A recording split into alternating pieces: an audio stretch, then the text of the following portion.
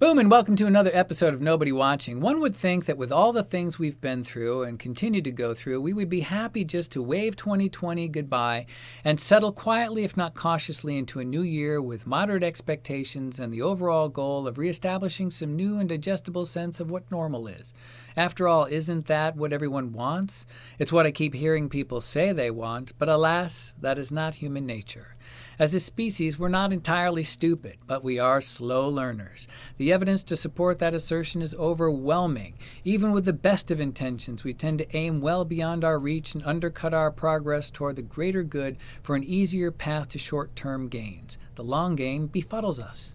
But we generally want to be better, so we pick the new year as a time to set new goals, affirm our objectives, make our grand statements of personal growth, hone our elevator speeches, and pep talk ourselves into believing that this time we will be true to our word. However, counting on New Year's resolutions to establish a pathway to growth and improvement is a plan that is often doomed from the start, and then we spend the rest of the year brooding about it. Because on average, 80% of New Year's resolutions fail by the second week of February. It's an annual ritualistic cycle of disappointment, and we are pretty good at beating up on ourselves anyway, so who needs the extra pressure? The greater question is, why do we fail? First, when it comes to resolutions, we underestimate how long it takes to kick a bad habit or adopt a good one. Depending on what study you read, your time frame for success can range anywhere from 18 days to the seemingly arbitrary 254 days. One popular method touts the 21-90 rule. Simply put, you commit to a personal or professional goal for 21 straight days. After that time, your fresh behavior should be a newly formed habit. It's at that point you continue to do it for 90 more days just to cement it in and really lock it down. For our purposes, we'll follow the studies that say it takes approximately 66 days before a new habit becomes automatic. So unless your goal is something like adding more broccoli to your diet, you aren't likely to see success when February rolls around anyway. We seem to lack conviction, even when it's something we do for ourselves. The second thing people tend to do come the new year is to make long lists of big things they want to change, like losing large amounts of weight, saving enough money to go on a big trip, doubling revenue, quitting smoking or drinking, and so on. We seem to like fast results and instant gratification, and when we don't get it, it eats into our sense of commitment. I blame the cell phones. Each of these bigger goals is a heavy lift requiring considerable effort. Doing one is a challenge, but we are convinced we should take on a variety of big goals to be even better and more awesome, faster. We overwhelm ourselves by focusing on seeing substantial changes quickly rather than on small changes in the here and now that are more likely to show us glimpses of success which keep us going and lead us to our long-term goal realization.